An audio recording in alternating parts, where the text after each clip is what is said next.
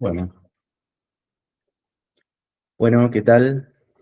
Bienvenidas, bienvenidos a todos a esta segunda jornada del Tercer Congreso Iberoamericano de Innovación en Proyecto Arquitectónico.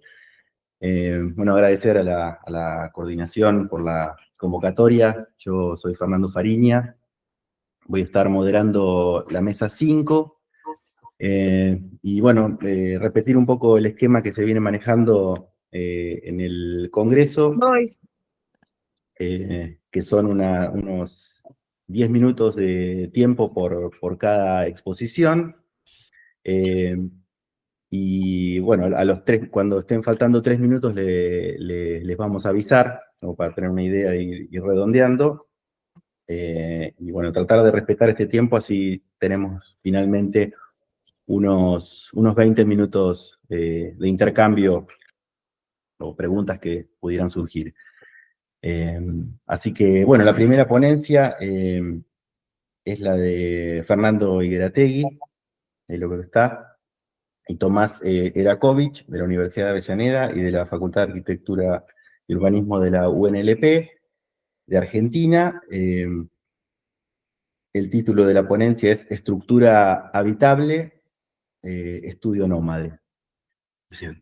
Así que, bueno, Fernando, si querés, podés compartir. Bueno, buenos días, Fernando, buenos días, gente conocida.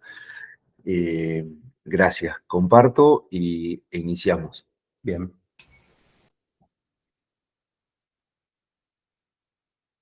Ustedes me dirán si se ve.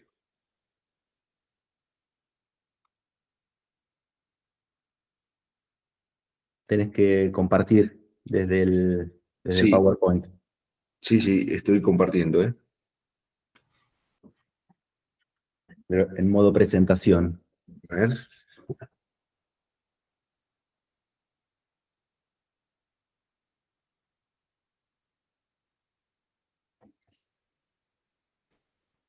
Se desconectó, me parece. Se desconectó, sí.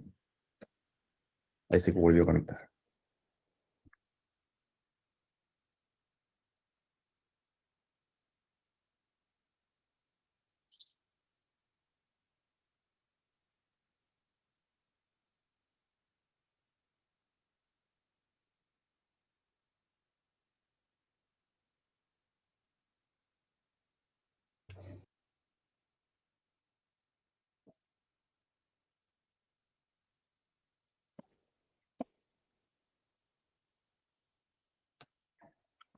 Fernando, tendrías que ir al PowerPoint y presentar.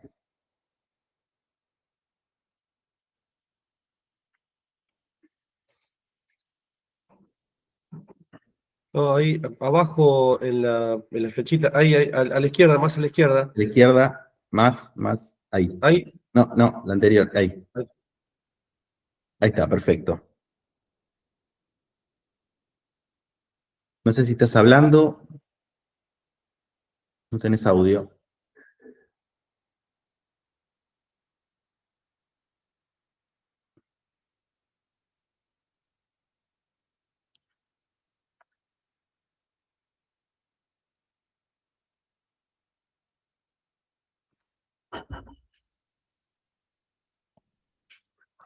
Ahí estamos. Estamos. Sí, Ahora hacé lo sí. mismo que hiciste hoy, pero con el audio. Perfecto, mil disculpas. ¿Estamos ahí? Estamos ahí, tenés que poner presentar, como hiciste hoy. Bien. El icono de al lado, ese. Perfecto. Ahí está. Bien, discúlpenme. No. Bueno, el primer punto era circunscribir este universo de las tecnologías, la construcción del proyecto arquitectónico y las problemáticas del espacio a un universo más amplio, que es pensar la arquitectura desde el sur del sur, que es en nuestra mayor práctica profesional, nuestro escenario de acción, y algunas lecturas e interpretación del territorio para poder construir parte de nuestras problemáticas, nuestra fundamentación arquitectónica y nuestras búsquedas, ¿no? Esta condición de situaciones particulares de nuestras ciudades, de gentrificación, de asimetrías, de centralidades y periferias, nos llevan a pensar también esto de cómo las tecnologías no solamente abordan la problemática de la vivienda, sino la relación entre arquitectura e infraestructura. Y de esta manera, una suerte de plano comparativo, un ejemplo que siempre nos ha servido para poder entender esta relación entre el suelo urbano, el suelo productivo. Este punto amarillo que referencia de alguna manera el punto de inserción de esta experiencia que vamos a contar y que tiene que ver fundamentalmente con la transformación del suelo productivo y el suelo urbano, y esta comparación entre el reconocimiento del suelo productivo en la imagen de la izquierda de las viviendas soterradas en Gansu, en China, y esta forma de fagocitar, de construir indefinidamente este límite infinito que naturalmente nos propone la Pampa, entendiendo que no solamente es la sustracción del suelo productivo, sino también es la morfología urbana que de alguna manera sucede como consecuencia de una interpretación de ese límite infinito. El valor de esta imagen de la izquierda, de la vivienda en Gansu, no solamente tiene que ver con reconocer el suelo productivo, sino que tiene que ver también con un reconocimiento del vacío como identidad sistémica. Y esta relación entre las tecnologías y los sistemas constructivos son de alguna manera algo que despiertan inquietudes para entender que los mismos componentes que son parte de estas operaciones proyectuales nacen en un hecho fundante que es para nosotros reconocer el vacío, y que estas tecnologías, a partir del reconocimiento del vacío, nos permiten acciones concretas y operaciones de sustracción, de adición, de superposición, para entender la lógica de los sistemas a partir de datos característicos de las preexistencias. Ahí es donde la tecnología en esta imagen intenta promover la identidad de la mediación sobre la base de la preexistencia. La preexistencia también es el suelo, esta es nuestra condición de cero. Y esas preexistencias permiten aportar datos característicos para que el proyecto arquitectónico suceda. Y sumergirnos a partir de un elemento que se repite en problemáticas urbanas, de contextos urbanos diferentes, mucho más complejos, que tienen que ver con la mediación entre la ciudad que existe y el rol de las tecnologías para proponer sobre este dato de las preexistencias nuevos crecimientos, nuevas operaciones urbanas que atraviesan la vivienda y el tejido, las lógicas de redensificación, la vivienda y el equipamiento. Siempre hemos concebido, o generalmente concebimos, esto de la arquitectura y la infraestructura como dos hechos totalmente disociados, ¿no? Donde pareciera que el reconocimiento del suelo absorbente y la cantidad de agua que conducimos a este río infinito, como es el Río de la Plata, como puerta abierta al mundo, es una relación que se fractura en sí mismo, como si la infraestructura resolviera una parte y la arquitectura resolviera otra. Y en este caso, esta suerte de imagen que dio origen a parte de algunos punteos y fundamentación de cómo pensamos las tecnologías, tiene que ver también con operar en la órbita y en el sentido de los mínimos recursos. Esta suerte de diagonal expresa de alguna manera, más allá de la captura de esta foto de Luis Barandarian, expresa también esta suerte de mediación entre el territorio y la tecnología.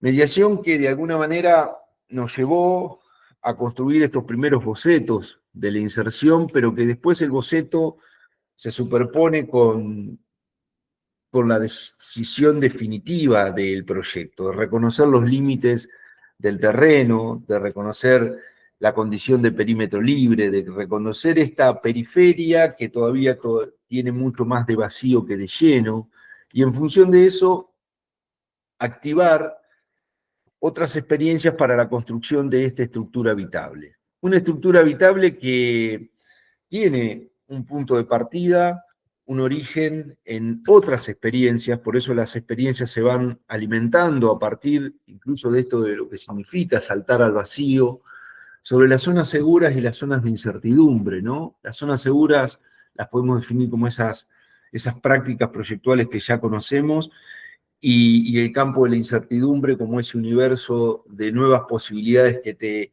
llevan y estimulan al saltar al vacío.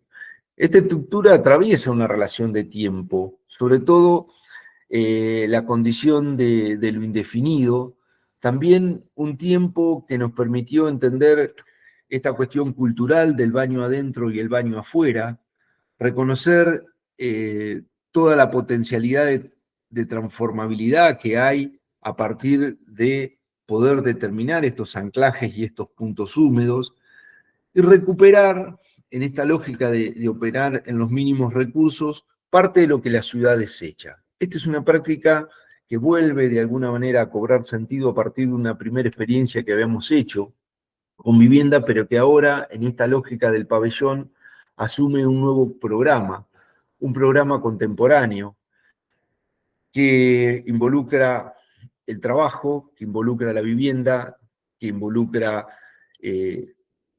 otras posibilidades y que nos permite casi como pensar la arquitectura en la lógica de la etapabilidad, el despiece, y también entender que las tecnologías deben aportar a estos tiempos y a este contexto la posibilidad de crecer, transformarse, incluso desaparecer y volver a un punto de inicio.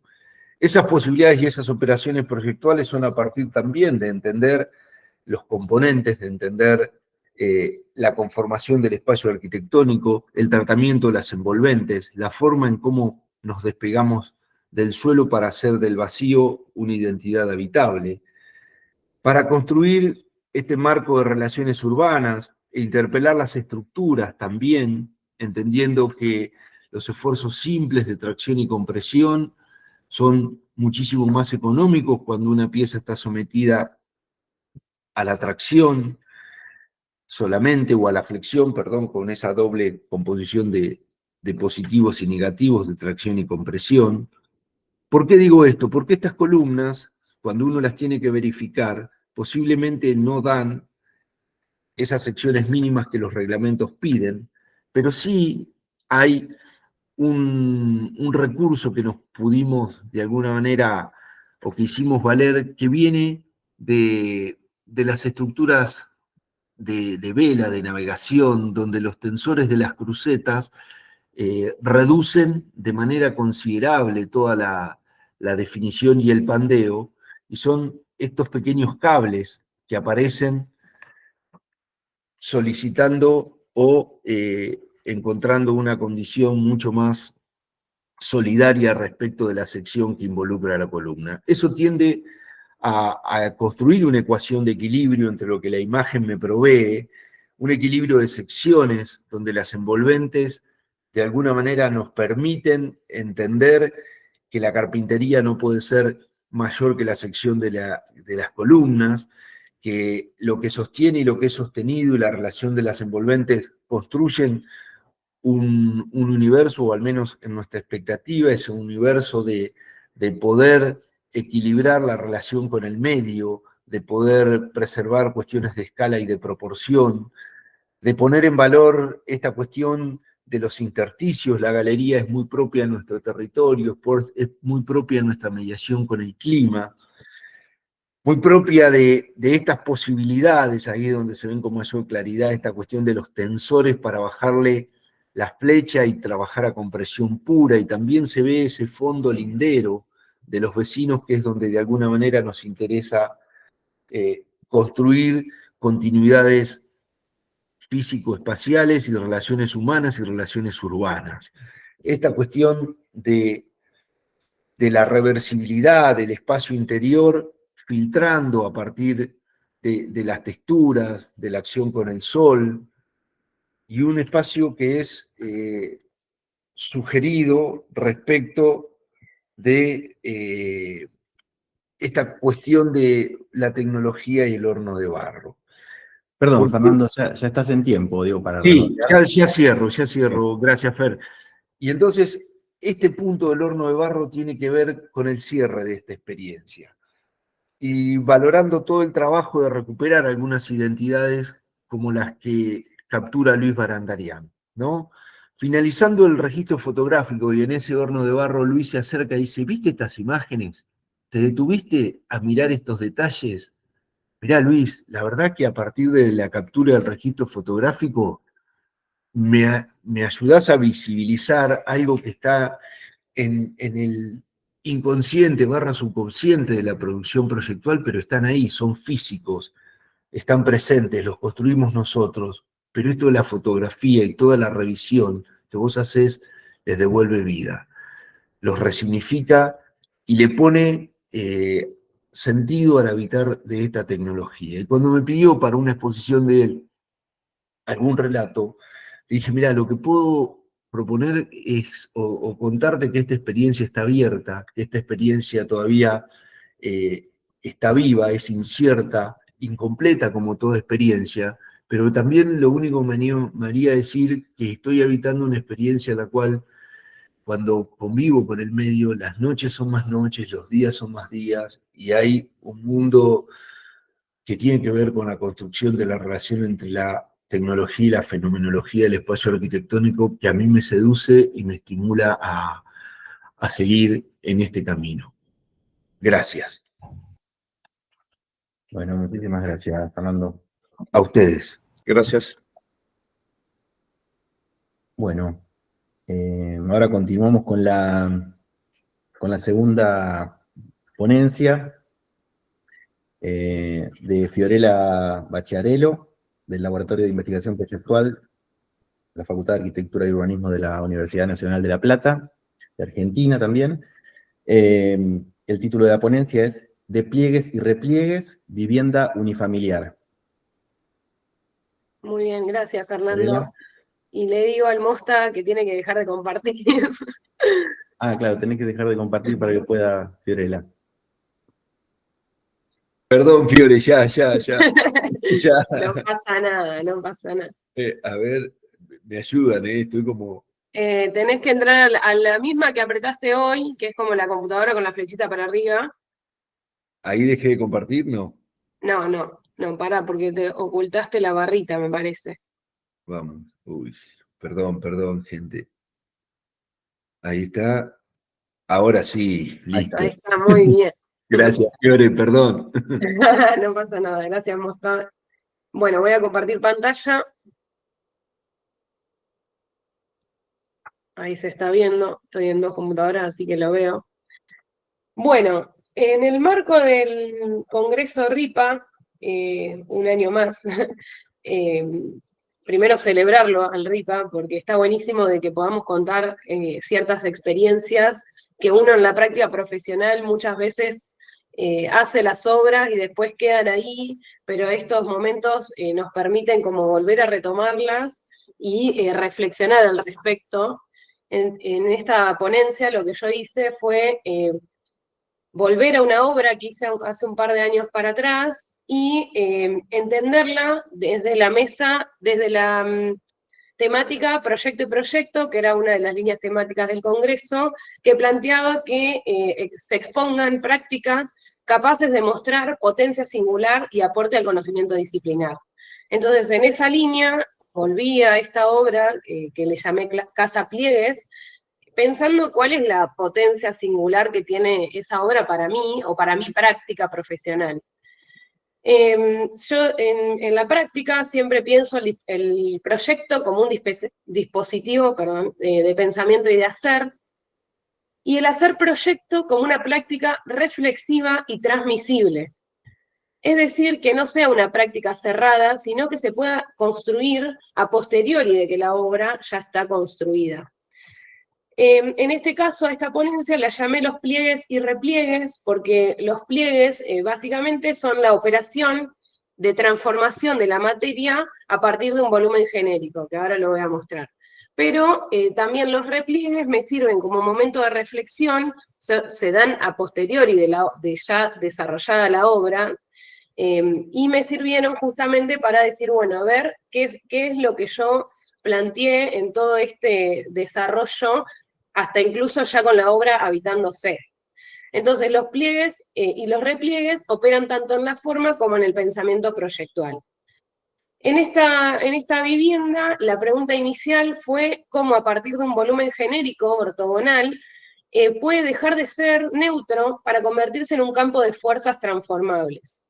Cualquier volumen puede modificarse mediante operaciones geométricas que introduzcan tensiones, compresiones y plegados. Acá se puede ver cómo partimos de un volumen genérico y a partir de empezar a modelarlo, se empiezan a generar esos pliegues que van a producir los espacios.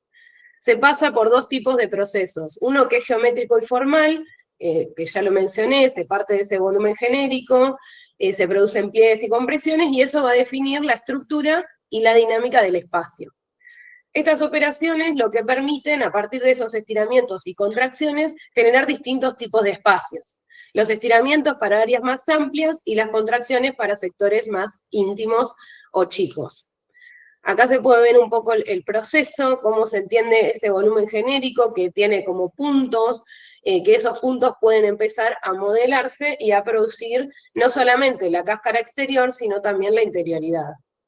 Y el proceso performático, que trabaja con un foco de aire y luz, que penetra ese campo de fuerzas y de vuelta organiza la dinámica interior y estructura los movimientos, y genera también una relación entre la planta baja y la planta alta. En este proceso se parte de lo que se generó previamente y se empieza a estudiar un poco las dinámicas y las trayectorias en ese espacio a partir de empezar a generar modificaciones geométricas en relación a esos pliegues. Bueno, acá se puede ver un poco cómo se empiezan a generar esas relaciones que no son continuas 100%, sino que a partir de los pliegues se empieza a generar una cierta intimidad en cada uno de esos espacios. Acá se puede ver una foto aérea, esta sería la vivienda. El volumen genérico en realidad surge a partir de observar y de hacer este redibujo de las viviendas que se encontraban actualmente en esa manzana. Entonces la casa pliegue es parte de ese volumen genérico para empezar a generar estas operaciones y producir otros tipos de espacios. Acá se puede ver la planta. Se puede ver en la planta que no solamente queda en la cáscara esos pliegues, sino también se introducen en el espacio para generar estas trayectorias de las que yo hablaba, y también empezar a generar relaciones espaciales a partir de los posicionamientos que tienen los elementos en el interior. Bueno, acá me interesaba mostrar un poco algunos planos constructivos estructurales, para que se pueda ver cómo esto se materializó. Estos serían las bases, las losas, la otra losa de arriba. Lo que me interesaba de esto en realidad es en este repliegue, volver a reflexionar sobre lo que hice, y pensar que en realidad los pliegues son como si fuesen en estrato, o sea, quedó la planta baja y la planta alta. Hay algunos gestos de estos pliegues en algunas partes, tanto acá como en la terraza que quedó del lado de atrás, en esta de acá, pero quizás me interesaba como seguir pensando el pliegue, como generar la tridimensión también. Eso es como un paso a seguir en la práctica profesional, que es como un desafío que en este repliegue me planteo. Bueno, y acá voy a mostrar algunas imágenes. Acá se pueden ver estos pliegues que van tomando diferentes formas. La planta baja toma una forma, la planta de arriba toma otra.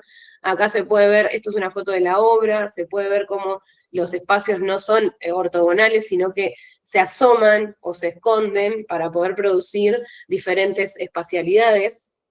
Acá se puede ver una foto de la obra ya habitada. Ese es el foco de aire y luz, y allá se puede ver el estar. Los espacios tienen una relación, pero a partir de esas transformaciones de posición empiezan a vincularse de otra manera que no es 100% continuidad. Acá se puede ver fotos de la obra. Este sería ese foco que mencioné. Luego el foco, pero desde el lado de afuera, que también sirve para organizar la circulación de la vivienda. Y la Casa Pliegues, entonces, propone pensar la vivienda no como un contenedor programático solamente, sino como un campo de fuerzas geométricas y performáticas. El pliegue se usa como estrategia proyectual que es capaz de transformar un volumen dado y producir efectos espaciales singulares que dialogan con la materia, la luz y el contexto. El proyecto en este caso y en todos los casos de la práctica proyectual en los que se puede, los presento o los tomo como un experimento sobre cómo las operaciones geométricas y performáticas pueden abrir nuevas líneas de pensamiento disciplinar en torno a la vivienda contemporánea. Y esta práctica entiende la vivienda contemporánea como un organismo dinámico capaz de transformarse bajo la acción de múltiples fuerzas, geométricas, materiales, lumínicas, entre otras. Y más que un objeto estático, se piensa como un sistema vivo, abierto al cambio y a la interacción con su entorno. Esto último, ya cierro, me quedó resonando que el Mosta a lo último dijo que él ve como su obra como incompleta y como un organismo vivo, y dio la casualidad que yo también planteo eso como conclusión, de pensar como este sistema operativo o este sistema proyectual como algo que es cambiante, que puede modificarse. Me pareció que era interesante como hacer esa relación con lo que reflexionó el Mosta también. Bueno, muchas gracias. Perfecto. Excelente. Bueno, seguimos con la tercera ponencia. María Jesús Huarte, sí, por ahí estás.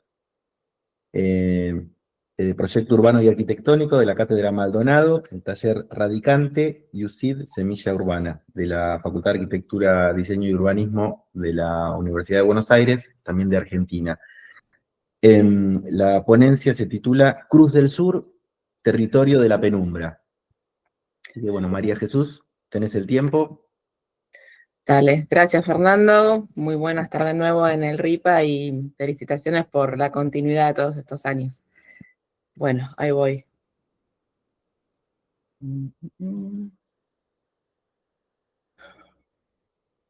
Está tardando.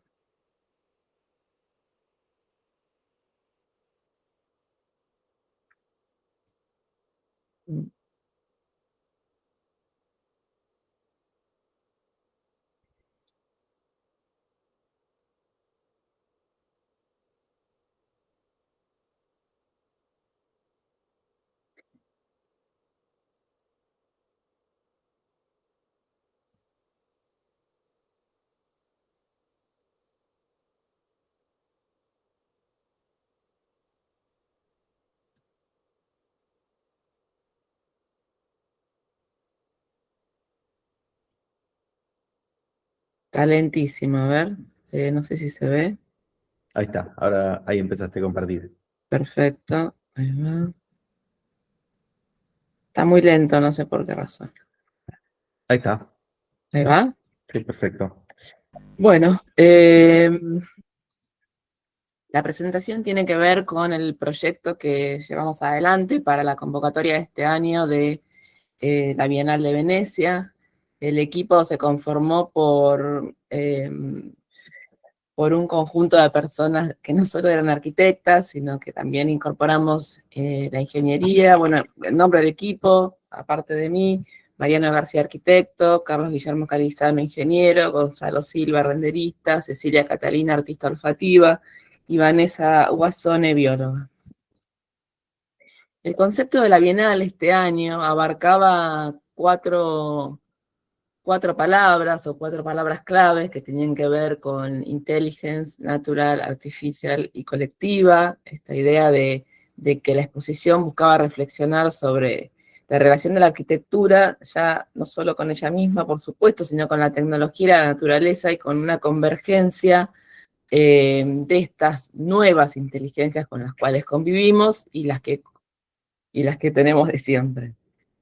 En esa lógica, nuestro proyecto imaginaba volver a mirar este cielo que tantas veces hemos mirado en en nuestras noches nocturnas y empezar a apreciar que durante muchos siglos, ¿no?, la imaginación humana se ha orientado y ha contribuido a pensar sus ideas y los ritmos de la vida en esta lógica, ¿no?, y en esta línea con las constelaciones. Estos conjuntos de estrellas, mediante trazos imaginarios, forman un mapa. Este mapa en el cielo evoca distintas formas, y nuestra forma, esta forma del sur, que tanto admiramos, es la Cruz del Sur. Como constelación, dentro de todas las que hay, es una de las más pequeñas. Esto reconocido por la Unión Astronómica Internacional, y solo se ve en el hemisferio sur. Entonces, para nosotros se volvió como un ícono de los cielos australes y nos parece interesante como punto de referencia espacial para los navegantes de esta bienal. Esta Cruz del Sur es una estrella guía de los territorios de la penumbra, como dice el título. Entendemos como territorio para este espacio, este dispositivo conformado por la cinta transportadora, el mapa y ciertos objetos naturales y arquitectónicos en movimiento. La cinta gira cuando la gente interactúa y manifiesta este recorrido en el lugar, y entendemos que la arquitectura es ese espacio en el que se desarrolla el habitar, en una negociación constante con el territorio, sus objetos, sus edificios y su naturaleza. Hay una noción de la penumbra, ¿no?, que se vuelve como la razón de esta propia inteligencia de este proyecto. Entendemos que conformamos ciertas identidades pequeñas también dentro de lo que es el universo del planeta y en continua transformación. Argentina es como una utopía de un pueblo que se reformula crisis a crisis, valora su territorio natural, arquitectónico, y por sobre todas las cosas su inteligencia colectiva. Y entonces, un poco estos cuatro puntos describen el objeto. Hay una crux, como se le llama, o Cruz del Sur, como estrella guía del dispositivo.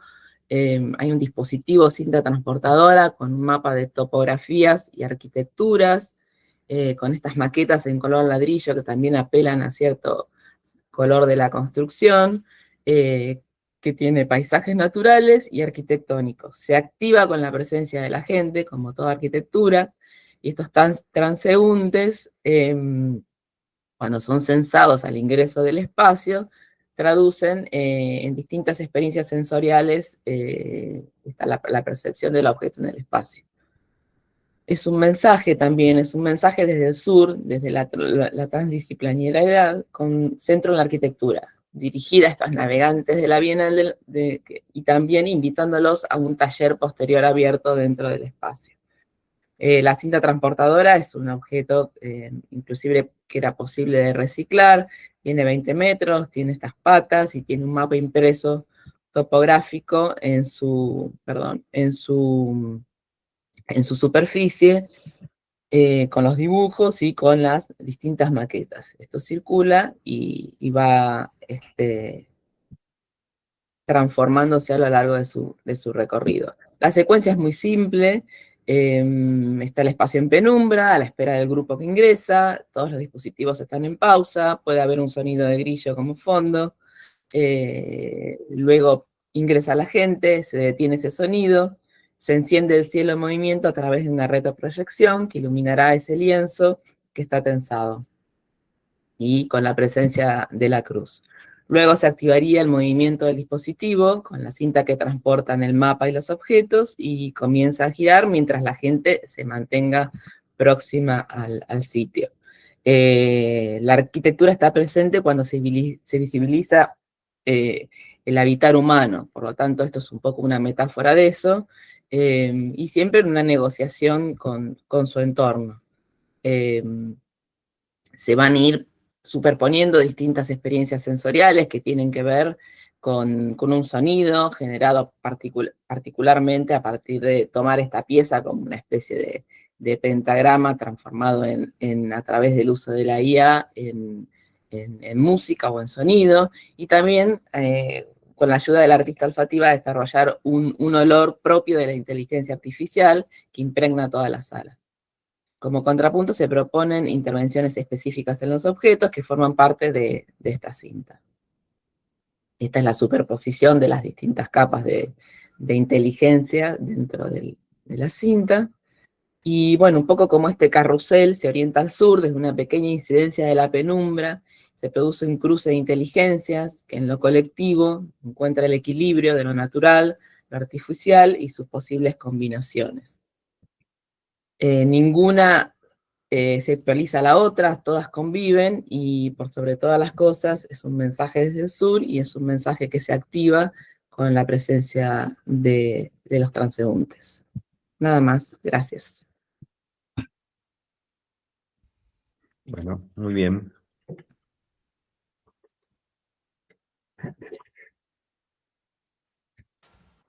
Justo en tiempo.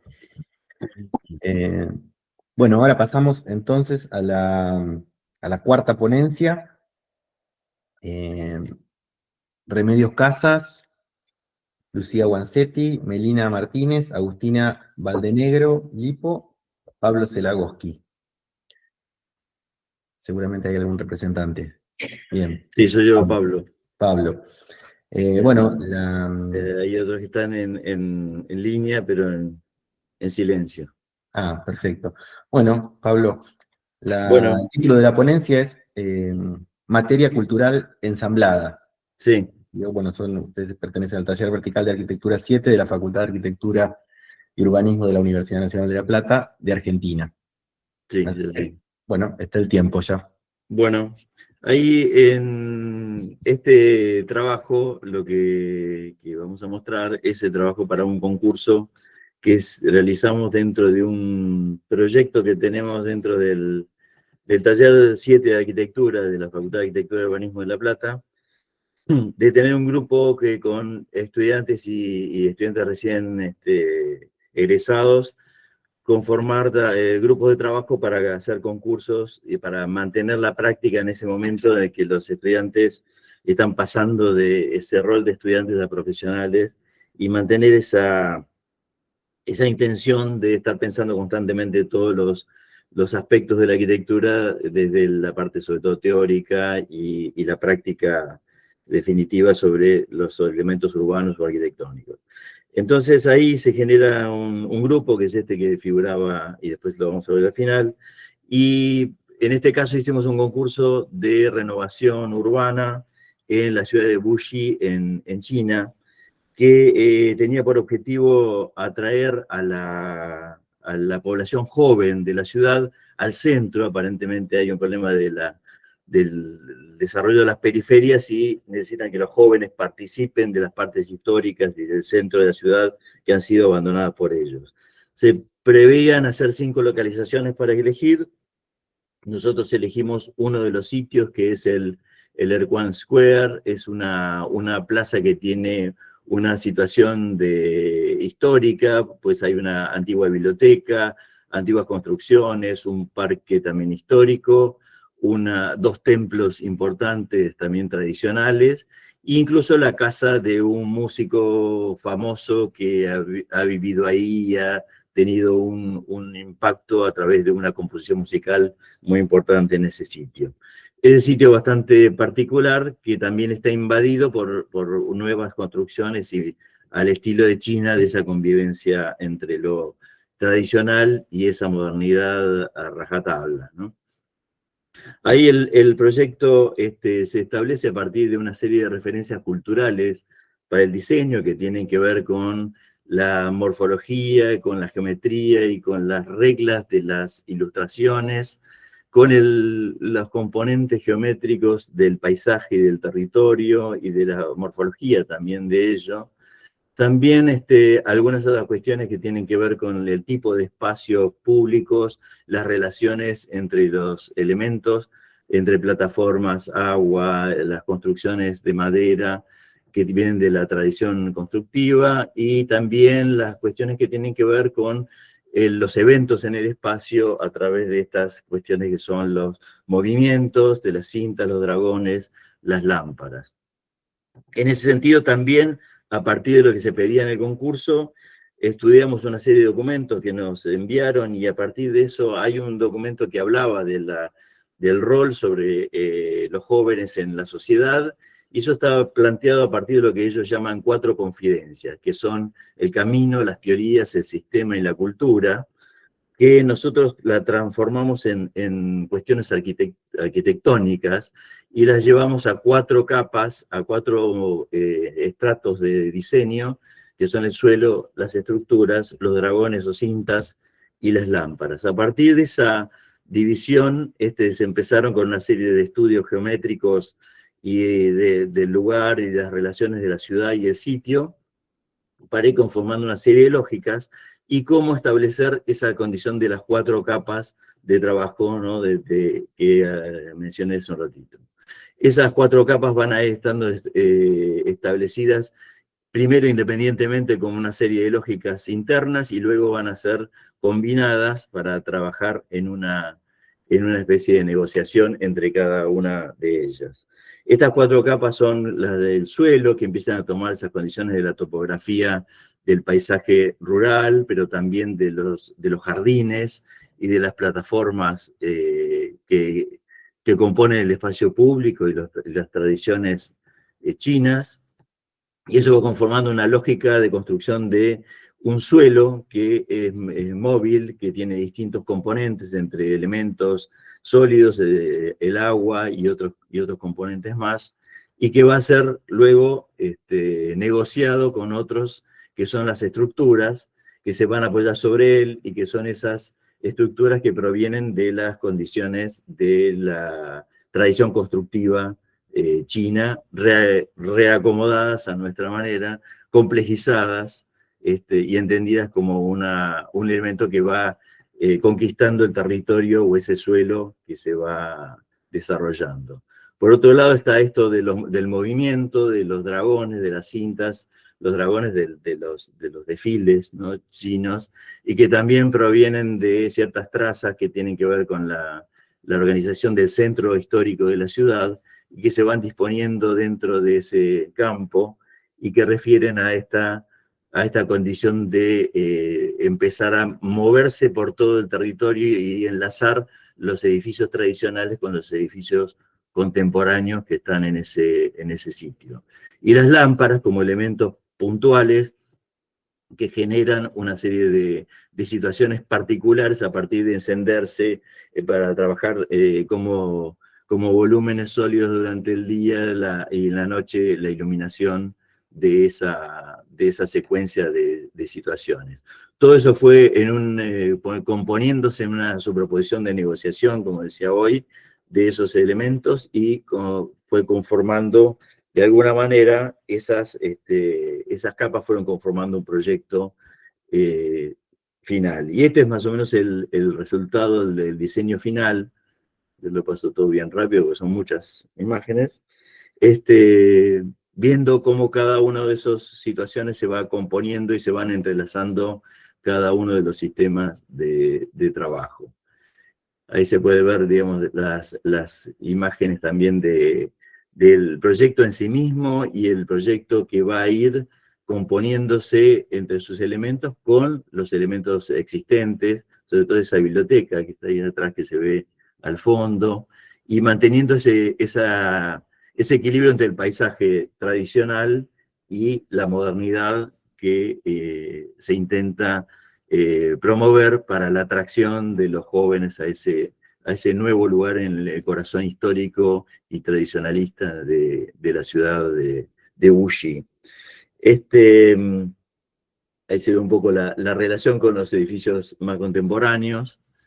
Y para cerrar, contar que hubo este concurso, se presentaron, se inscribieron más de 1.500 participantes, la jura fue de esa manera, como ven ahí, y sacamos nosotros una mención honorífica, que fue la única de Occidente. Todos los demás participantes fueron o de China o de alguna situación, o de arquitectos chinos que vivían en países limítrofes, pero fue el único premio que hubo para Occidente.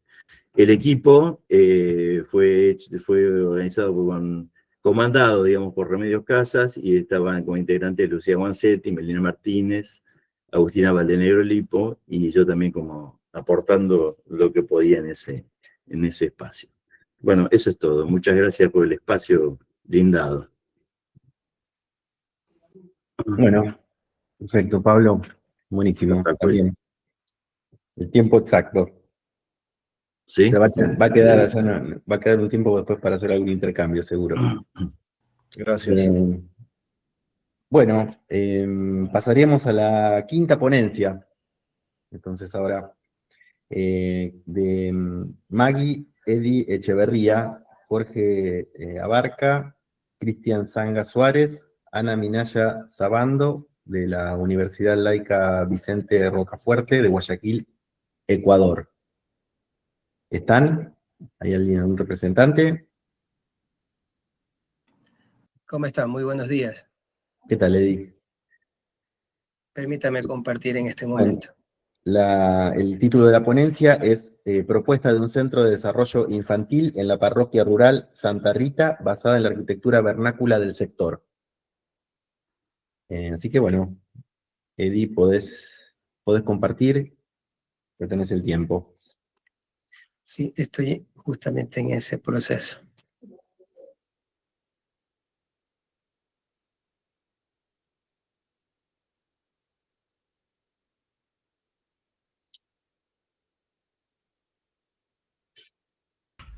Perfecto, se ve. Muy bien. Bueno, buenos días a todos. Quiero agradecer a los organizadores del evento por esta oportunidad que nos dan de compartir nuestro trabajo. Nuestro trabajo se titula Centro de Desarrollo Infantil basado en los principios de la arquitectura vernácula, como lo mencionó el organizador. Los integrantes son Jorge Abarca, Cristian Zanga, Ana Minaya y quien les habla, Edi Echeverría. Para entender un poquito el contexto de la problemática que existe en el sector, quiero mencionar que la comunidad de Carrasco, que se encuentra ubicada en Santa Rita, pues es una comunidad netamente rural. Generalmente las zonas rurales en Ecuador pues tienen un alto índice de pobreza, estamos hablando de alrededor del 46%, y una extrema o una línea de pobreza extrema del 22%. Estas comunidades pues tienen actividades principalmente de agricultura y ganadería, ¿no? Y ese índice de pobreza que está involucrado dentro de la comunidad pues marca una necesidad de que las familias salgan a esta actividad económica del sector. Inicialmente eran los padres quienes salían pues a actividades agrícolas, pero ahora último son las madres también, las madres de familia, las que se insertan a esta actividad económica para poder ayudar a sus familias. Y es ahí donde se ven en la necesidad de dejar a sus hijos al cuidado de familiares o de personas conocidas del lugar. Esto los conlleva también a una alta vulnerabilidad de los más pequeños y que se ha notado ese índice de violencia, ¿no?, en estos últimos años. Y es ahí donde los centros de desarrollo infantil son de gran apoyo para estas familias, justamente porque sirven como un complemento en su proceso de formación y de cuidado. En base a esta problemática planteada, se establecen los siguientes los siguientes objetivos del proyecto. Primero, efectivamente, plantear un centro de infantil modular integrando técnicas vernáculas, respetando el entorno, la cultura, la identidad, y para lograr un espacio seguro que promueva ese desarrollo integral de los más pequeños. Como objetivos específicos está identificar las técnicas de esta arquitectura vernácula de la comunidad para su implementación en la propuesta, como el uso de materiales y recursos del sector. Se requiere también o se propone establecer el aprovechamiento de la ventilación y la iluminación natural para lograr espacios saludables, confortables, con ese aspecto térmico, ¿no? Lograr esa confortabilidad térmica. Determinar también un módulo de diseño basado en el triángulo equilátero para configurar el diseño de las estructuras y los espacios. Como metodología general o el proceso general fue establecer una reunión con la comunidad. Ese contacto con la comunidad fue muy indispensable para establecer primero las necesidades y los espacios requeridos, ¿no?, por la misma comunidad y trabajar en conjunto.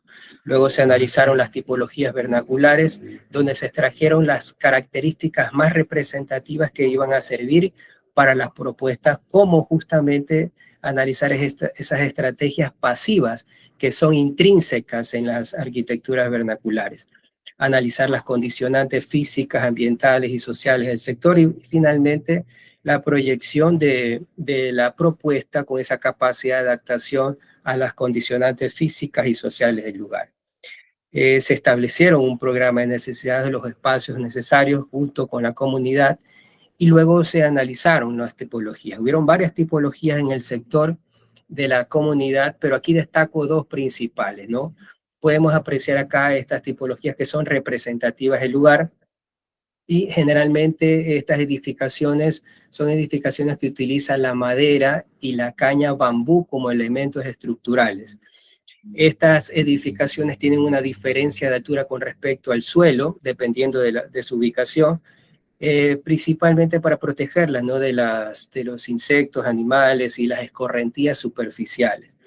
El envolvente de las edificaciones se utiliza la caña bambú picada y abierta para recubrir el perímetro de las edificaciones y también en otras tipologías se utiliza la paja toquilla o cade, que es un elemento orgánico.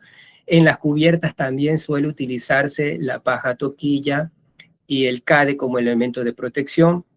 Las cubiertas generalmente son con 2 caídas de agua y tienen un alero pronunciado, como podemos ver aquí en estas gráficas, en ambas tipologías, un alero pronunciado que permite la protección contra la incidencia solar. Además que estos elementos orgánicos tienen esas características propias de ser elementos aislantes térmicos y acústicos. Acá a la derecha vemos algunos detalles de las edificaciones y podemos ver la pared hastial, que en algunas edificaciones también está pared hastial, que es el triángulo que se forma, ¿no?, para protección o caída de la cubierta.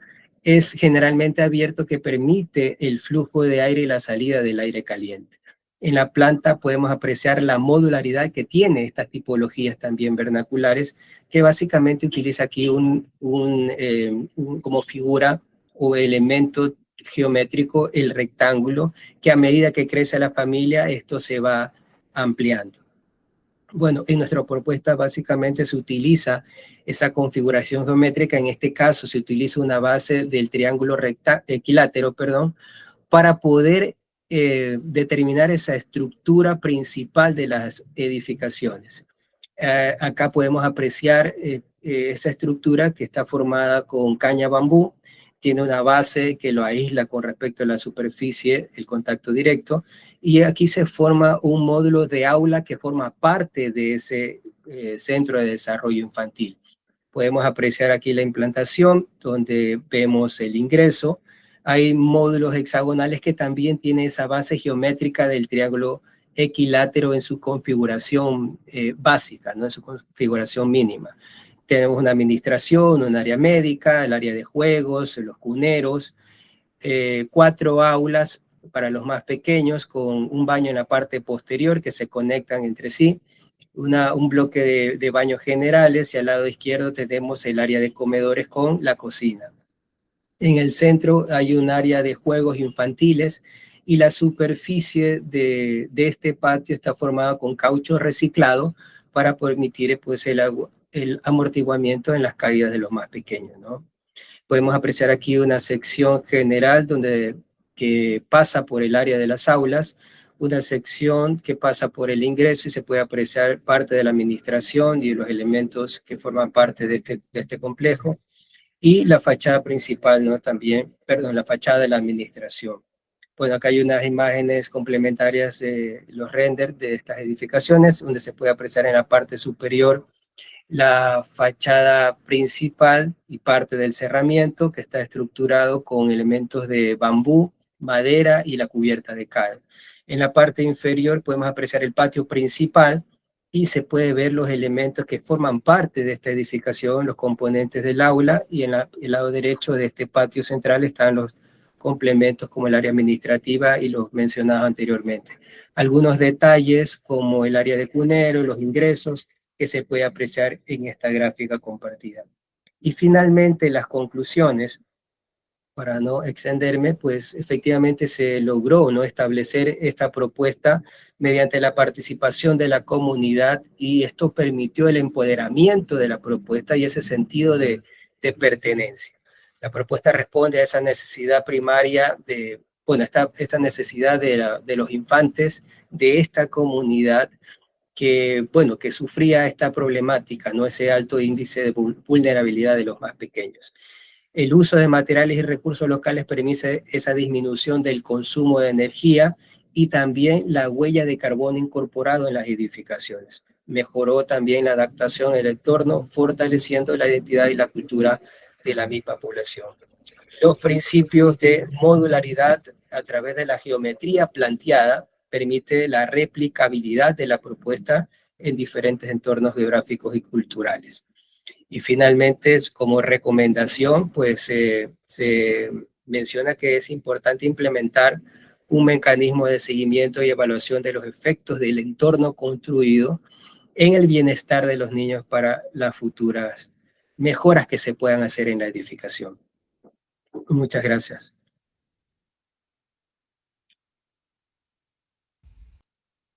Bueno, muy bien, Eddie. Interesante. Bueno, pasamos ahora a la ponencia número 6. Alicia Rivera Rogel. No sé si está presente.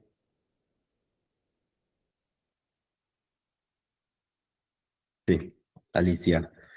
Alicia Rivera Rogel, de la Universidad Técnica Particular de Loja, de Ecuador también. Y la ponencia se titula Del proyecto al prototipo.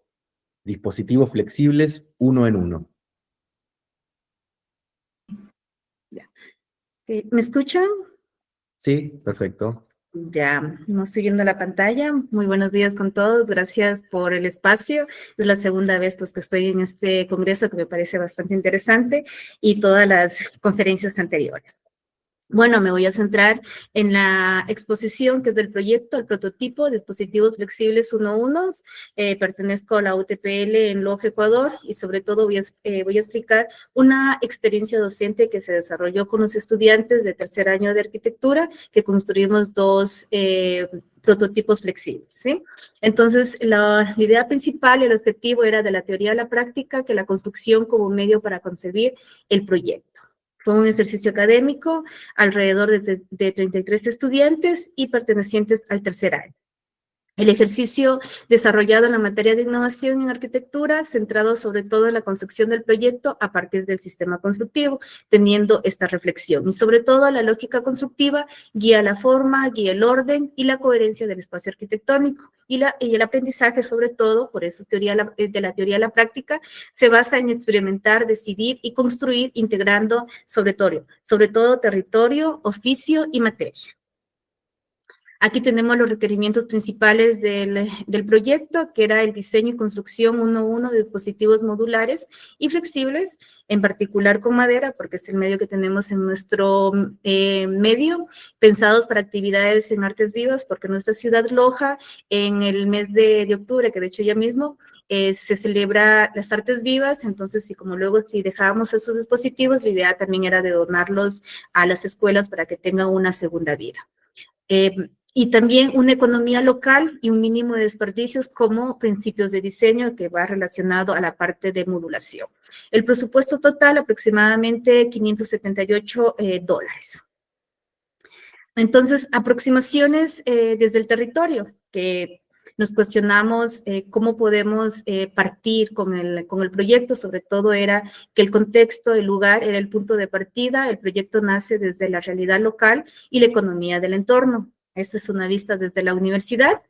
Aquí está nuestra universidad y se ve todo el contexto de Loja. Se utiliza la madera de copal porque teníamos ya experiencia previa de cómo se trabajaba y sobre todo es un material que se encuentra disponible en nuestro medio y sobre todo los dispositivos responden a este clima, al uso social y al paisaje educativo de nuestra ciudad. Porque el habitar el territorio es construir con lo que el territorio nos ofrece. Las cuestiones a partir de aproximaciones desde el oficio, tenemos que el aprendizaje desde el hacer, el taller se convirtió en un laboratorio de oficio donde se aprende haciendo, aquí estábamos con los estudiantes, en todo el proceso, todos estaban interviniendo a la vez, aquí tenemos un dispositivo que estábamos trabajando y a escala 1:1, acá está el otro grupo, estamos en las instalaciones de la universidad y sobre todo las decisiones de diseño se tomaron desde la lógica constructiva, no desde la forma preconcebida. El proceso colectivo fortaleció el criterio técnico y la sensibilidad del material. El oficio enseña a pensar con las manos. Y las aproximaciones desde la materia, tenemos que la materia como origen del proyecto, su uso promovió sobre todo la eficacia, la economía y casi cero desperdicios. Aquí podemos ver en la foto, como teníamos en digital, todos los tablones, luego medios tablones y todo eso lo empezamos a modular para que nos vayan quedando pues prácticamente cero desperdicios y esto pues también se reflejó primero en maquetas de proceso y luego sí con estos cortes tanto en digital, en maqueta y también pues a la escala real 1:1 fue como que ir y venir y era pues esta reflexión constante. La materia se transforma en un espacio habitable, adaptable y social. La materia contiene la idea, construir es descubrir. Aquí presentamos cómo fue la maqueta del proyecto, cómo nos imaginábamos que iba a estar el prototipo y sobre todo, pues todo, ya la maqueta a escala, pues también está modulada al cero desperdicios, hicimos toda esta modulación y luego pues también hacíamos los escenarios, cómo serían los usos, estas variaciones de uso, porque también pensamos que no solo era pensado un solo uso. Tenemos, por ejemplo, aquí un descanso, también para exposición, tenemos para recreación con los niños, autoaprendizaje. Entonces, ese módulo, esa flexibilidad era bastante variada. Y también nos proponíamos qué pasaría si este módulo lo podemos repetir las veces que nosotros queramos y qué tipo de organizaciones espaciales nos pueda dar en el espacio público. Lo mismo también tenemos la explotada que tenemos con colores, donde vamos viendo el despiece por tablón, donde nos va coincidiendo cada parte del tablón, la modulación y pues logramos este casi cero desperdicio, que era también una de las metas del ejercicio. Aquí tenemos el proceso constructivo, como lo fuimos armando poco a poco, ¿sí? Y sobre todo el presupuesto de forma general de cada módulo. Y lo mismo se repite con el segundo módulo. También tenemos la maqueta, tenemos las actividades, esta variación de uso, que también tenemos una recreación, tenemos una exposición, unas creaciones, comercio incluso, también dentro del espacio público, y sobre todo cuáles serían las organizaciones espaciales, si en futuro se puede replicar este mismo módulo varias veces, ¿sí? ¿Qué configuración espacial nos brinda? De igual manera, se hizo como el primer dispositivo, el tablón, también se lo consideró y se empezó toda la modulación para que todo encaje, ninguna pieza nos pueda sobrar y también esos colores los íbamos colocando también en la explotada para ver que realmente estaba funcionando. ¿Sí? De igual manera tenemos el proceso constructivo, como lo fuimos construyendo poco a poco hasta llegar al resultado final. ¿Sí? Aquí presentamos algunas fotos que estuvimos con los chicos en el campus de la universidad, estaban los dos grupos trabajando, ¿sí? Nos organizamos en todo el espacio, por eso es que las fotos están combinadas en los dos dispositivos. Aquí vemos que tenemos la maqueta como recurso al momento de ejecutar el proyecto a escala 1:1, tenemos también los planos y empezó todo el trabajo, porque los chicos se involucraban con el oficio directamente. Fuimos, evidentemente, a un acerrío local en nuestra ciudad. Luego de eso, pues ya elegimos la materia, que fue la madera de copal, y luego ya en las instalaciones de la universidad empezó todo el tratamiento, porque también los chicos hicieron todo el tratamiento previo antes de empezar los cortes, etcétera, para la madera. Luego, pues ya se tuvo toda la modulación lista, los cortamos y los chicos empezaron a trabajar. Luego, poco a poco, en grupos más pequeñitos, también empezaron a armar todo el proyecto en conjunto con los planos que teníamos en obra y también con las maquetas. Aquí tenemos precisiones más cercanas. Veíamos pues que esta transición de entre la teoría a la práctica iba bastante interesante, porque una cosa era explicarles a los chicos en clases de cómo se va armando, o también los programas digitales nos da todo con exactitud, pero el momento de la realidad pues es otra. Entonces eso era lo interesante, cómo los chicos iban viendo también cuestiones de ir aprendiendo con el oficio, cómo poder haciendo ciertos ensambles, ¿sí? Aquí tenemos grupos, cómo se van conversando entre ellos hasta llegar a la solución, porque fue netamente con estudiantes la construcción de escala 1-1. Aquí ya vemos que ya estábamos contentos, ya pasamos de todo el proceso, ya estamos casi en la etapa final, donde ya estamos colocándole pues el tratamiento final. En este caso le pusimos aceite de linaza a la madera, entonces ya estamos aquí con los chicos, ya se fue formando en un grupo, en un dispositivo, y empezamos en los acabados finales. Acá también a cortar cuestiones de los tornillos que nos sobraban, etcétera. Entonces empezamos. Aquí ya vemos que ya vamos terminando, ¿sí? Los chicos ya van terminando. Aquí también ya van probando la parte final del prototipo. Lo vamos ya en el mismo laboratorio que estábamos haciendo escala 1-1. Empezaron también las pruebas finales de los chicos. Aquí ya vemos los dispositivos finales en la universidad. Le pusimos una cubierta que era de lona, ¿sí? Porque tampoco teníamos el dinero suficiente para poner otro tipo de cubierta, pero nos funcionaba para el contexto y sobre todo la finalidad que tenían los dispositivos, ¿sí? Entonces aquí tenemos uno, aquí tenemos otro, aquí eran con las jardineras, ¿sí? Que los chicos planteaban un doble espacio de circulación. Y también las reflexiones era que diseñar para múltiples usos. Entonces aquí vemos este tipo de representación gráfica que los chicos se imaginaban. Bueno, si este dispositivo va a la exposición de Artes Vivas, que sería un parque central de nuestra ciudad donde está el circuito de Artes Vivas, ¿cómo sería ese dispositivo funcionando? Entonces, por eso teníamos la fiesta de las artes vivas, cómo se estaba integrando también en el lugar, y sobre todo las actividades fueron pensadas inicialmente en artes vivas y luego reutilizados en las escuelas. Fueron pensados en esta flexibilidad, modulación, que permiten configuraciones y usos diversos.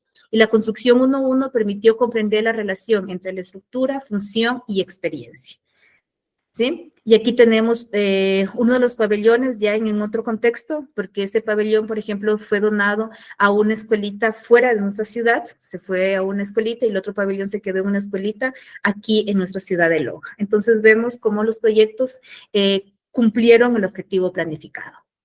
Aquí tenemos a todo el equipo de estudiantes, 33 estudiantes. Teníamos la maqueta que pertenece a cada dispositivo, ¿sí?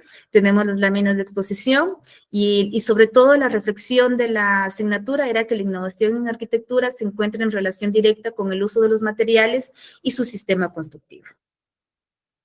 Reflexiones finales, que la concepción arquitectónica desde la lógica constructiva, que el proyecto nace del lugar, el contexto orienta las decisiones y da sentido a la obra, el aprendizaje surge del hacer, construir es pensar con las manos y comprender el habitar. Y la materia es un insumo para concebir el proyecto arquitectónico. Desde ella se definen las ideas, los modos de construir y el sentido del espacio. Muchísimas gracias. Bueno, Alicia, muy bien. Excelente. Vamos a la última ponencia. Así después tenemos un tiempo para algún intercambio. La última ponencia es de Diego Genaro Rodríguez. Ahí está. ¿Cómo estás, Diego? Hola, buenos días. De la maestría en proyecto arquitectónico de la Facultad de Arquitectura, Diseño y Urbanismo de la Universidad de Buenos Aires, de Argentina. Y la ponencia se titula Potencialidades recíprocas, la configuración de la estructura formal a partir de la parametrización de lógicas de soporte para una serie de escuelas rurales. Así que, bueno, Diego, te aviso cuando falten 3 minutos. Pero venimos Ok, bien. perfecto. Muchas gracias, Fernando. Buenos días, mi nombre es Diego Genaro Rodríguez, soy arquitecto de la FADUBA, también soy docente en proyecto arquitectónico y proyecto urbano del taller A77 en la FADUBA, Y en esta oportunidad voy a compartir de una manera breve parte del trabajo de investigación que forma parte de la tesis en desarrollo en la maestría en proyecto arquitectónico de la FADUBA y que a su vez se encontró dentro del marco de la convocatoria de jóvenes docentes e investigadores 2022-2024 de la Secretaría de Investigación de la FADUBA. Voy a enunciar algunos puntos de partida, las hipótesis, los marcos teóricos y los objetivos de la tesis para finalmente, bueno, enfocarme en el proyecto de escuelas rurales. Esta investigación se inserta en una indagación colectiva latinoamericana sobre la aproximación experimental en la transmisión de fuerzas en las estructuras a través de máquinas simples, palancas, fricciones y contrapesos, que resultan en arquitecturas que problematizan los aspectos relativos a los sistemas de fuerzas y pesos como aspectos que configuran las expresiones tectónicas de la dimensión material. Dentro de nuestro contexto latinoamericano, existen experiencias que indagan sobre la cuestión tectónica y las lógicas de soporte recíproco, en donde las partes adoptan un rol activo para lograr un sistema estable y en equilibrio. En ese sentido, resulta pertinente las exploraciones de Rafael Iglesias o de Francisco Cadao con estructuras recíprocas de madera. Ya en un caso más ligado al empleo de las herramientas digitales que se aproximan a una hibridación entre software y ciertas poéticas contemporáneas, como es el caso de la Casa de Ladrillo de Diego Arraigada, en donde el aparejo entendido como un sistema lógico es modelado digitalmente en un algoritmo que recrea las leyes del sistema del ladrillo y permite modificar parámetros y variables externas, tales como las dimensiones reales del sitio y de los ladrillos o mismo de la junta, que lo que hace es un ajuste final entre el diagrama abstracto y el sitio concreto. Entonces, como pregunta general o preguntas iniciales para la tesis, lo que se pregunta es qué potencial puede aportar la introducción de programas paramétricos en el estudio sobre las lógicas de soporte de vigas recíprocas para la configuración de usos y sitios específicos. Esta discusión sobre, es así que, o sea, la investigación lo que se propone es indagar sobre los sistemas de estructuras recíprocas, explorando las principales potencialidades proyectuales que permiten ciertos programas computacionales como son Rhino o Grasshoppers asociados con programas BIM. Y un poco, bueno, los sistemas digitales han dejado de ser solamente una herramienta de representación para transformarse en un instrumento de diseño, una herramienta proyectual en donde, de acuerdo con Greg Lynn, las formas dejaron de ser dibujadas o representadas para ser calculadas. Entonces, el trabajo se pregunta por estas posibilidades y la pertinencia de la utilización en las condiciones de la producción actual, sobre todo en relación a una tradición disciplinar latinoamericana que concibe a la arquitectura como poética tectónica. Pensar el proyecto arquitectónico desde una mirada que incluye una dimensión digital nos permite reformular la experiencia física y material de la proyectación desde un campo virtual. Y esto es lo que permite establecer esta hipótesis general, que al introducir programas paramétricos que permitan alterar la estructura formal en vigas recíprocas y trabadas, se obtiene un proyecto genérico y abierto, capaz de adaptarse y responder a las particularidades de uso y de sitios específicos, cambiando el orden de jerarquía de las partes, así como la condición y la expresión tectónica. Y como objetivo general, explorar sobre estas potencialidades proyectuales que permiten ciertos programas paramétricos. Entonces, esto lo que establece es toda una red y una genealogía de referentes latinoamericanos y también de teóricos en relación a los programas digitales, y los casos de estudio empiezan a ser investigados. O sea, lo que se trata de hacer es proponer un trabajo con proyectos existentes de la contemporaneidad latinoamericana, concebidos como casos de estudio que problematizan la transmisión de las fuerzas de peso determinadas por una materialidad o una técnica tradicional de la construcción, y luego de un análisis minucioso de cada una de las obras, se reconstruye la lógica estructural interna por medio de ciertos software paramétricos.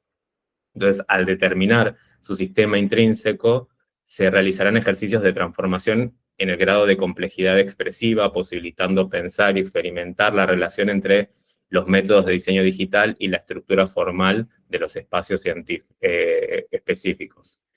En ese caso, las de las imágenes que estoy mostrando son la del dispositivo de escalera de Rafael Iglesias y también la estructura de vigas a modo de tijera de Francisco Cagao, que bueno, lo que intenta también explorar es, con la menor cantidad de apoyos, poder alcanzar de cubrir las luces más importantes. Dentro del campo de la exploración sobre la problemática de las escuelas rurales en nuestro país, se realiza el estudio de un espacio aulario a través de la generación de un sistema de vigas recíprocas a modo de vigas tijera, soportadas por apoyos que las estabilizan, permitiendo posteriormente el desarrollo de un modelo digital paramétrico que sea susceptible a las condiciones externas e internas, las cuales estarán relacionadas a las características propias del emplazamiento y a las distintas exigencias del problema a abordar, o limitantes que problematicen también la optimización de la construcción.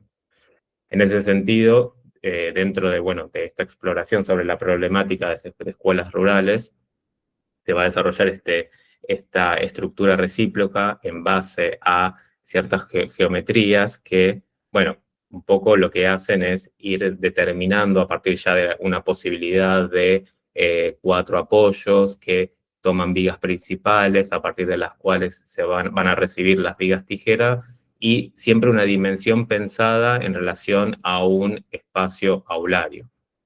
Y bueno, una de las características salientes de las herramientas digitales emergentes es su capacidad para procesar información, lo que permite crear entonces plataformas informativas que trabajen con rangos de variabilidad. En nuestra disciplina, la tradición de la producción artesanal de un único objeto arquitectónico para un contexto tiene el potencial de ser reemplazada por modelos digitales asociativos de espacios y geometrías de producción inteligible, desplegada y adaptada a múltiples contextos. Entonces, bueno, lo que se empieza a desarrollar es este espacio aulario que está contenido por estas vigas recíprocas, que está acompañada por algunos núcleos, sistemas de servicios anexos, y también se empieza a pensar en una posible disposición de todo el equipamiento interior y una posible materialidad en un contexto determinado. Y de esta forma pensar el proyecto arquitectónico desde una mirada que incluye la dimensión digital nos permite, bueno, un poco reformular la experiencia física y material de la proyectación desde un campo virtual. Un poco, bueno, unos primeros imaginarios de este espacio aulario. Y también, de nuevo, la introducción de ciertos casos de estudio que indagan sobre ya no un espacio aulario, sino la conformación de todo un sistema de galerías, de semicubiertos, de pensar en espacios contenidos. En este caso, bueno, por ejemplo, las aulas taller de La Plata, de Davinovich, Rossi y Gaido empiezan a introducir esta problemática. Entonces se explora el espacio aulario a través de, bueno, posibles conexiones, posibles variables, conexiones que permiten establecer espacios contenidos o posibles patios. Y entonces hay una readaptación también de la materialidad pensada en poder abordar la problemática de las escuelas en el norte argentino. Y para finalizar, bueno, se aspira a que esta investigación elabore un abordaje proyectual específico en torno a las variables que permiten explorar las estructuras recíprocas a través de la utilización de programas paramétricos, y cabe preguntarnos también cuáles son las consecuencias que tiene la revolución digital en nuestros abordajes proyectuales y tradición constructiva, y desarrollar un pensamiento crítico sobre la capacidad de poder innovar a partir del conocimiento de los materiales del sitio y sus técnicas para producir una arquitectura de profundo pensamiento contemporáneo. Muchas gracias. Bueno, muy bien, Diego. Bueno, tenemos un rato para hacer algún intercambio, alguna pregunta. No sé si alguien tiene preparado algo. No, como tener preparado, no, pero me parece interesante en todas las ponencias el tema de la relación con el entorno. Y una pregunta específica para Diego sería en esta cuestión de cómo se adapta, ¿sí? Este tipo de arquitectura con la relación con el medio, ¿no? Porque cuando uno piensa en prototipos, ¿sí? Obviamente se va al material del lugar, ¿sí? Pero el diseño paramétrico me parece que de alguna manera parte del material, ¿no? Del estudio del material. Eso. Sí, sí, exacto. O sea, justo la presentación dentro de los 10 minutos, por ahí es un poco difícil mostrar toda la información o toda la producción que estuve realizando en la maestría, pero la idea es que poder detectar cuáles son estos sitios en donde se pueda extraer la información, ya sea topográfica, del clima. Varios de estos programas paramétricos se puede introducir un tema de asoleamiento, un tema también de cómo son las corrientes de vientos, introducir eso y que se pueda a su vez configurar la expresión de estos espacios. Que no quede susceptible a, bueno, cómo el proyectista por ahí lo está pensando, sino más bien que la información esté dada por el sitio. Claro, claro, tal cual. Los factores y los elementos del clima afectados, ¿sí? O como dato del diseño paramétrico.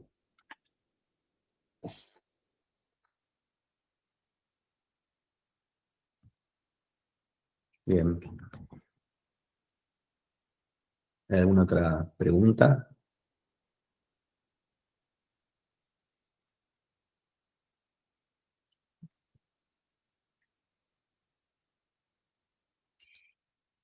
Quizás yo no tengo preguntas, pero más a modo de reflexión, no sé, puedo pensar algunas cosas. Me interesa desde el Congreso que lo que plantea básicamente es el concepto de innovación en el proyecto de arquitectura. Y ayer debatíamos en la mesa 2, era una mesa que era bastante de temas específicos y bastante técnicos, y quizás esta mesa es más proyectual, o sea, todo es proyectual en realidad, pero me interesaba quizás traer a debate pensar cómo se acerca la técnica al proyecto, que no sean dos cosas distintas, sino porque cuando muchas veces uno investiga algo más bien técnico y específico, pierde como la noción del zoom out del proyecto a nivel estrategias, ¿no? Entonces, me parece que, digo, en esta mesa que mostramos experiencias proyectuales, me parece que estaría bueno como reflexionar un poco acerca de que cuando hablamos de lo técnico no hablemos solamente de lo técnico, y cuando hablamos del proyecto no hablemos solamente del proyecto, sino que se empiecen como a fusionar esas cosas, esos dos temas, y me parece que en esa fusión empieza como a haber muchas más posibilidades y muchas más líneas de pensamiento de la disciplina. Nada, me interesaba como tirar ese tema, que lo pienso constantemente, y también desde la práctica profesional, ¿no? Como cuando voy a hacer viene un comitente y yo tengo que hacer un proyecto, ¿cómo acerco esos dos mundos? Que es un poco la experiencia que expuse hoy.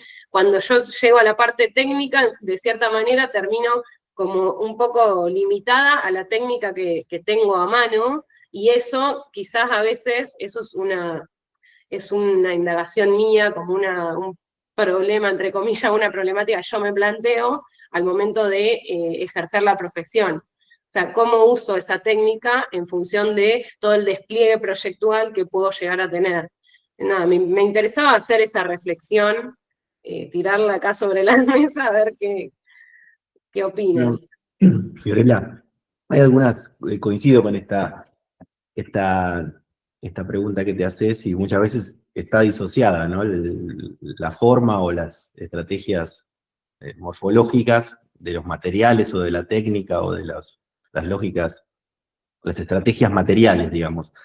Y bueno, hay algunos trabajos que hoy cruzan, digamos, la forma o las estrategias arquitectónicas directamente con la tectónica, ¿no? Como por ejemplo el trabajo que mostró el Mosta, o Eddie, ¿no? O también Alicia, ¿no? Que directamente el punto de partida era la técnica, el punto de partida eran bueno, o Diego, que al final un poco resume, ¿no? Un proceso más estricto desde el punto de vista, ¿no? De los sistemas paramétricos y cómo eso está informado a partir de las lógicas materiales, ¿no? Directamente. O sea, es un punto de partida. Sí. No son dos mundos, o no podrían no ser dos mundos disociados. Claro, lo ideal sería que no estén disociados. Claro, exactamente. Claro, lo ideal sería que no estén disociados y en algún aspecto hasta caracterizan la arquitectura, ¿sí? O sea, quizás todavía no hay un material que refleje las líneas de tensiones que vos, Fiorella, querías lograr, pero me parece que también en el trabajo de un contexto político, social, económico y cultural completamente diferente, como el que presentó Pablo, ¿sí? Pudimos ver que las líneas de alimentación son varias, ¿sí? Que tienen que ver con el contexto cultural y que se pueden expresar a través de la luz, de la acción, de los flujos, ¿no? de la historia. Entonces, me parece que de alguna manera conviven. Y bueno, y después se hacen expresión mediante los materiales que encontramos en el lugar, ¿sí? Pero me parece que eso también va caracterizando la arquitectura. Yo no me animaría, la verdad, en un contexto como China o Asia, por ejemplo, sin investigar la historia. Por eso me pareció muy interesante el trabajo de Pablo también, ¿no? Muy interesante. Sí, me parece para agregar también un poco en esta diversidad de miradas, que también esto que comentaba Ferielia, después también Fernando o Marcelo, tiene mucho que ver con lo propio, porque digo, en la formación de la arquitectura, obviamente hay mucho conocimiento que es ciertamente está dentro de ciencias algo duras, y después aparece todo lo más blando que tiene que ver con, por ejemplo, todas estas miradas hacia el proceso de proyecto, y me parece que es algo muy, muy personal, donde a veces uno escucha y aparece toda una diversidad, inclusive de miradas sobre una misma problemática, pero hay una cuestión que es propia, y que en definitiva dentro de la arquitectura nos vamos sintiendo más cómodos de una forma o de otra, y generando nuestro propio proceso de proyecto y cómo relacionar todas estas cuestiones, que hasta son a veces difíciles de poder transmitir. O sea, se pueden contar casos de experiencias, tenemos formaciones similares, pero después cada uno avanza hacia caminos, digamos, de formación que te las da también la propia experiencia, con lo cual, por lo menos para mí es una de las cuestiones más ricas que me deja estas reuniones de congresos, seminarios, encuentros, ¿no? Bueno, quiero aprovechar para felicitar porque las ponencias todas excelentes, la verdad que felicitaciones.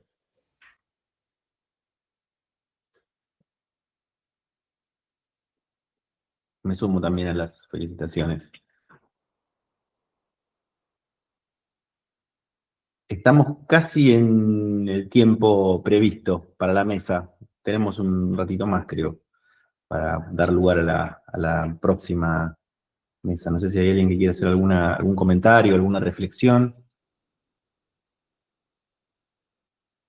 Creo que sí, en todos los casos hay como ciertas intersecciones, ¿no? Hay ciertas coincidencias en ligar el proyecto a un material de alguna manera de la historia o del contexto. Siempre hay una argumentación, una necesidad, un soporte argumentativo en todos los proyectos que de alguna manera usan a la historia, al lugar, como sí, motivo. Fernando y Sí. a los compañeros, digo, a mí me resultó significativo, fundamentalmente por la empatía entre la práctica proyectual y el campo de la enseñanza y el aprendizaje de la arquitectura, que es esto de la experimentación en la escala 1 en 1, ¿no? Establecer ese paralelo en los procesos de formación, esto de conectar con los materiales, entender que es indisoluble, esto de la experimentación proyectual, experimentación espacial y el reconocimiento de los componentes fundamentales, ¿no? Con los cuales permanentemente atravesamos la experiencia, y ese paralelo en el campo de la enseñanza y la práctica proyectual. Me parece que el punto de partida es recíproco. Podés establecer esta lógica de la experimentación en una tesis, en una maestría y también en un estadio de inicio de los procesos de formación. Y eso abre también un recorrido que puede ser infinito en el campo de las posibilidades. Digo, más allá de todo, es algo que lo intentamos, lo llevamos en el espacio de la universidad con dificultades, porque también cuesta y mucho poder insertar este tipo de prácticas,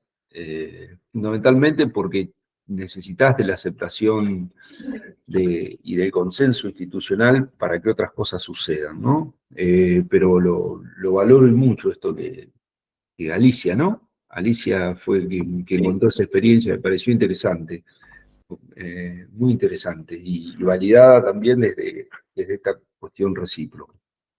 Bueno, gracias, Fernando. Sí, Mosta, de acuerdo.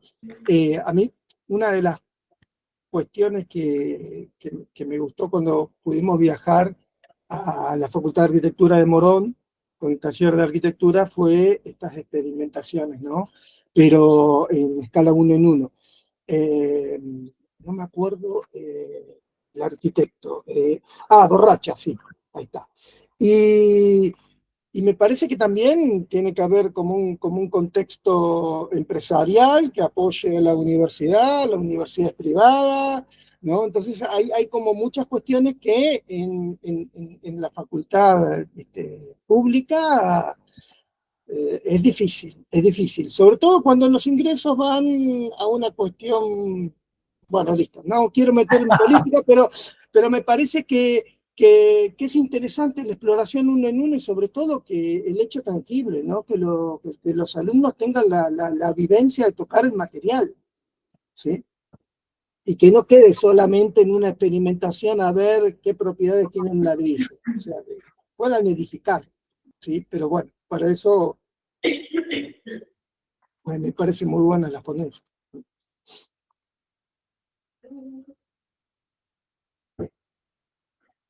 Bien, seguramente esto podría continuar. No sé si ya deberíamos darle cierre, ¿no? A la mesa